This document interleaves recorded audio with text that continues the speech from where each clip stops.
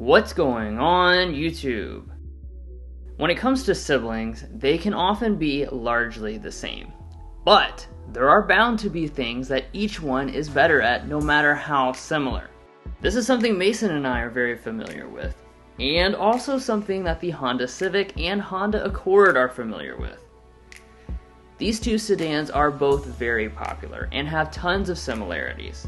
But of course, there are some distinct differences as well. So with the refreshed 2025 Honda Civic now hitting dealer lots, is it better to choose the little bro and save some dough? Well, that's the question we're going to answer today.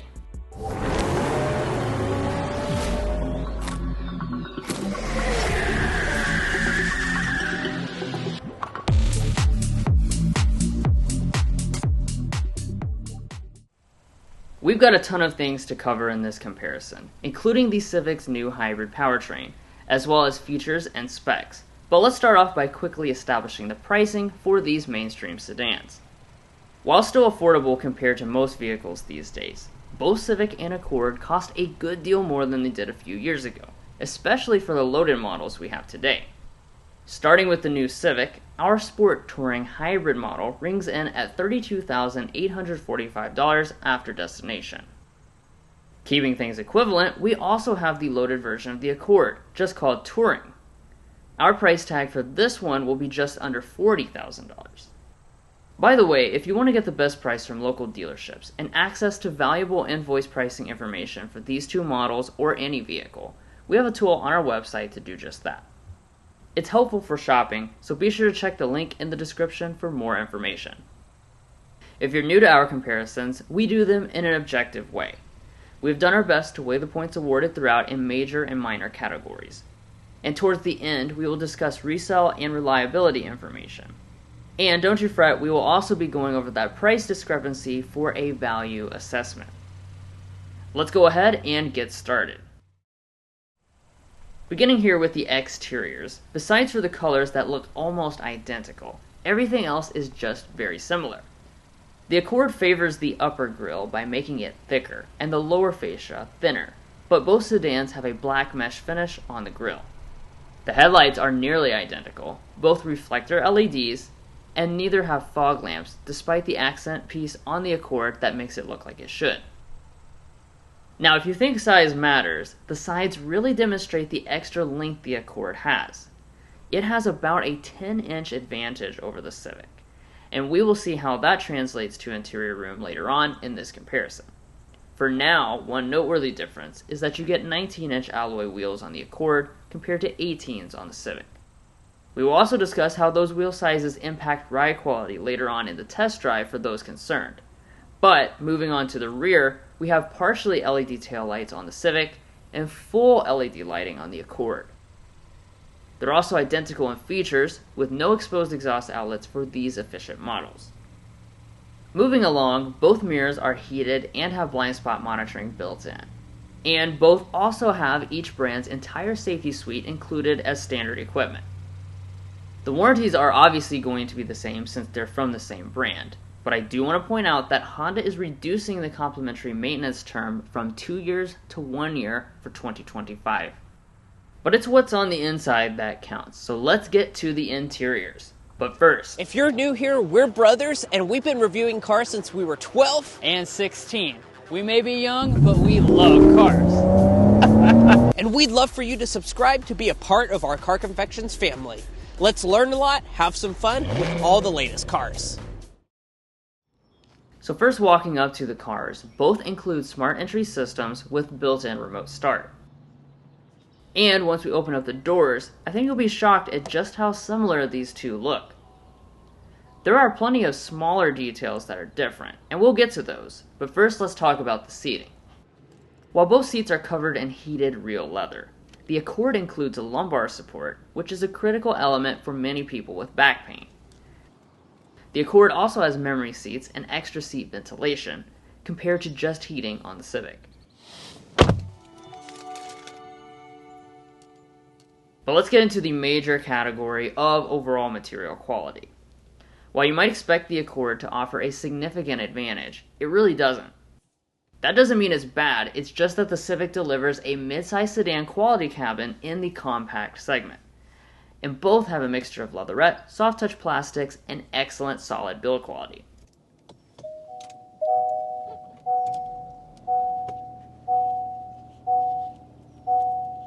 After you start up these hybrids, you'll see gauges that are the same. But if you don't want to look at them, you can check out the head-up display on the Accord only. Coming back to the steering wheels, they are both leather-wrapped and manual adjusting, and neither include heating, although both have rain-sensing wipers to lessen the blow. Next up, let's talk about the interior storage. This is another place where the Civic is so big for a compact sedan that there actually isn't much of a difference between these two. They both have huge center consoles and big bins in the front, with wireless phone charging pads installed. Now moving on to the shifters, they are the same setup on both. Operation is easy, and when in reverse you'll find standard backup cameras. Both of them also have front and rear parking sensors, but be aware that there is no option of a 360-degree camera system on either. Behind the shifters we have electronic parking brakes with brake hold. But I do want to point out quickly that the Accord has leatherette padding along the console for your knee to bump against. Continuing on to climate controls, this is literally the exact same dual zone panel. The only difference is that extra button for seat ventilation, which I already mentioned. Another thing they have in common are volume knobs controlling 12-speaker Bose sound systems. And as you'd expect, they do sound the same.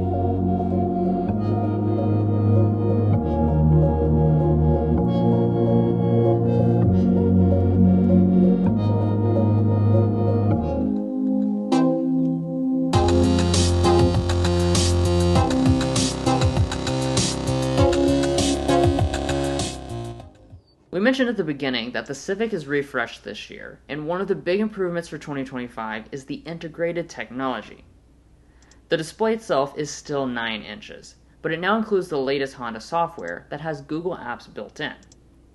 That means both Civic and Accord can use Google Maps, Assistant, and more, or they can still use wireless Android Auto or Apple CarPlay instead. That means the biggest noteworthy difference is simply screen size, with the Accord having a 12.3-inch display instead of a 9-inch one in the Civic. Wrapping things up, we have auto-dimming mirrors without HomeLink, and regular-size sunroofs since panos are not available on either. Now heading around to the rear, this is where things are going to get significantly more interesting. Let's start with space. Both sedans are very large for their respective classes, but as you'd expect, the Accord is the bigger between them. It offers about 8% more legroom, although headroom is almost exactly the same. Once in the back, we have some feature differences as well. For 2025, Honda has actually eliminated USB ports on the Civic, meaning that the Accord now has that advantage, as well as the advantage of rear vents. Additionally, it's only the Accord that has heated rear seats. Just like the rear seats, Accord's extra size pays off in the trunks. It has 16.7 cubic feet of space versus 14.4 in the Civic, which is nearly 15% more space for those of you who have a lot of stuff you need to haul around. Since both of them are hybrids now, Honda is not able to package spare tires on either of them. And speaking of that, let's take this fight to the streets to see how these powerful hybrid models stack up out on the road. So like we said at the beginning, a big change Honda has been making across many models in its lineup is making the top trims hybrid exclusive. The new generation of Accord debuted that way, and now the Civic follows suit for 2025 model year. These two motor hybrid systems are largely the same, but not identical, both using 2-liter 4-cylinder engines as the foundations. There is a small power discrepancy between them as well, although it's offset by the bigger size of the Accord. Overall, acceleration is quite quick in both, and the electric motors provide nice oomph off the line.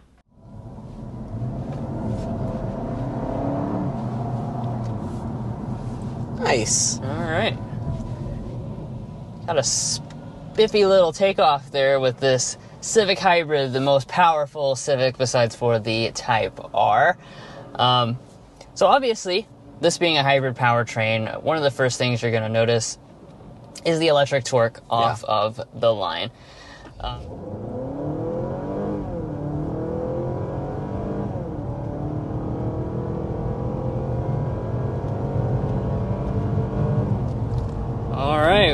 we're off to the races here with the touring all-new Honda Accord. Now, of course, as you've heard numerous times heading up to this point, the touring model, as well as most of the trim levels in the all-new Accords lineup, is going to be hybrid exclusive. So what you're going to get is Honda's new 4th generation 2-motor hybrid system. That's going to be combining a 2-liter 4-cylinder engine with 2 electric motors, as you would expect. And total system output here is 204 horsepower, 247 pound-feet of torque. As we accelerated in both of them, you probably noticed that they have eCVT Lite transmissions, which I should point out are not actually CVTs, but feel like them. Power is routed to the ground via the front wheels, since neither of them have available all-wheel drive. So I loaded out the transmission. So the hybrid is going to have a version of a eCVT in essence. If you get the regular 2-liter, it's going to come with a traditional CVT. Overall, like I said, very responsive. Everything just works together so nicely with Honda's 2-motor hybrid system. That's really the main takeaway. You don't feel like weird lags or awkward transitions or anything like that, even if you just kind of suddenly, I punched it real hard, all of a sudden, nothing weird goes on at all. It just does what you need it to do. A lot of times, compact sedans in particular don't have great ride quality, but Honda has done a great job with the Civic.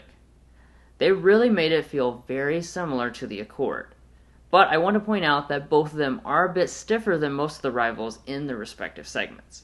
Yeah, and as far as your ride quality, just kind of cruising down along the road here, I have to say the ride quality is quite good. We've been over a lot of, rougher city surfaces here in Canada. And the thing I just want to point out is that this vehicle does have definitely a very sporty characteristic to it. But the important thing is that the ride quality itself is very good.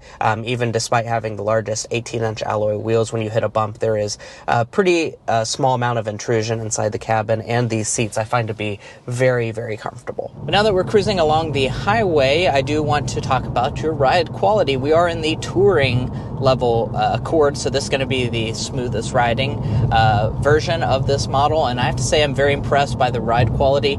The reason that they are a little stiffer in their classes is the fact that Honda emphasizes sporty dynamics. These two handle very nicely, and they have nicely weighted steering and very little body roll, which all contribute to make the driving experience quite pleasant. Now, of course, we don't have any real curvy roads to get on or anything, but we do have increased rigidity this year, so in terms of the feel, you continue to have just a really agile feel with the Civic. I always have loved the way that Honda has tuned this vehicle to just really always give it kind of that sporty flair, and you can tell that you have a little bit of those Type R bones even in your mainstream Civic and your hybrid model. Yeah, check this out. Yeah, definitely we're cornering very flat as we go around this corner here. Yeah, definitely like that feel. Now, of course, one of the things that Honda really has always been good at doing is baking in some good driving dynamics into the Accord, even though it is still family-focused and comfortable. So let's put that to the test here. It's a beautiful canyon road for it. Yeah, for sure. So let's round some corners. Yeah, nice body control. I'm really liking that. Going around this corner here, we really have very little body roll whatsoever. Next up, let's talk about cabin noise. Here at Car Confections, we take sound level readings of 99% of all cars we review. However, the new Civic Hybrid is not one of them. Unfortunately, we could not obtain one during our time with it in Montreal, Canada. But make sure to stay tuned to the channel because we plan on officially testing it out very soon here in Kentucky. Looks like our official reading is going to be sitting at 62.4 decibels for this Accord. Lastly, let's get to fuel economy. The smaller body of the Civic pays off even more than you might expect, giving you a 10% advantage at the pump, 49 mpg combined versus 44 combined in the Accord. In our reviews and comparisons, we are also adding in reliability and resale value information to give you a better picture of the overall value beyond just the original MSRP. Beginning with reliability, we developed the Combined Reliability Index, which takes into account several studies from trustworthy sources and combines them in a way that gives you a more realistic picture. Honda is one of the highest rated brands, being 13 slots above the industry average. We also put Mason's economics degree to work to develop a detailed predicted resale value tool. After 5 years and 60,000 miles, Honda has the industry's highest predicted resale value of 64.79%. These are both brand-wide metrics. While resale value is obviously very important, the main gist of this comparison is evaluating if the Accord is worth the extra money, so let's dive into value. When comparing fully loaded to fully loaded, there is a substantial $6,685 price difference between the two of them. We use a value chart based on MSRP to determine how many points that is worth. In this case, it's a lot because over $6,000 is a very high percentage of the overall MSRP. Obviously, you could also get a lower trim of the Accord, like the Sport, where the prices overlap. I want to emphasize that if money, reliability, or resale value matter less to you personally, feel free to disregard these points. Also, if you'd like to check out all our data about reliability and resale values, as well as learn about our methodology, make sure to head over to carconfections.com/resale and /reliability. Buying a car is a big decision, and this is a great place to compare all the makes you might be cross-shopping. So there you have it. This has been a very interesting comparison between two siblings that have very much in common. Ultimately, this decision, though, is going to come down to your personal priorities. So let's talk about that right now. So the Civic should be your winner if you value having better fuel economy, because it certainly does deliver that. Also, obviously, if you're looking for that more compelling price point, big savings, fully loaded to fully loaded. And then also, people just seem to like the styling better. That's obviously not part of this comparison specifically since it's objective, but based on the comments, people like the Civic styling better. Now, the Accord on the flip side should be your choice if you want more space, if you value more premium luxury features like ventilated seats, heated rear seats. Those are things that are offered on the Accord that you cannot get on the Civic. Additionally, it does have some enhanced technology over the Civic. But we want to know your thoughts down below. Which one of these two siblings are you going to take? Let us know. Also, if you're looking to buy either one of these products, we would encourage you to go to carconfections.com/newcarquotes. Now, the reason you do that is because we have a tool on our website that will connect you with local car dealers in your area to get you the best price. It's also going to give you access to invoice pricing information, which is a great tool for dealership negotiation. If you'd like to take advantage of that, a link is provided in our video description. There's also a pinned comment at the top of this video. And guys, that's going to be where we leave off on this comparison video. Like I said, be sure to let us know your thoughts down below. And if you're already a fan and subscriber of the channel, thank you so much for your continued support. If you're not already a part of our family, would encourage you to join in by hitting that subscribe button down below. We'll catch you next time as we sample more of the latest automotive delicacies.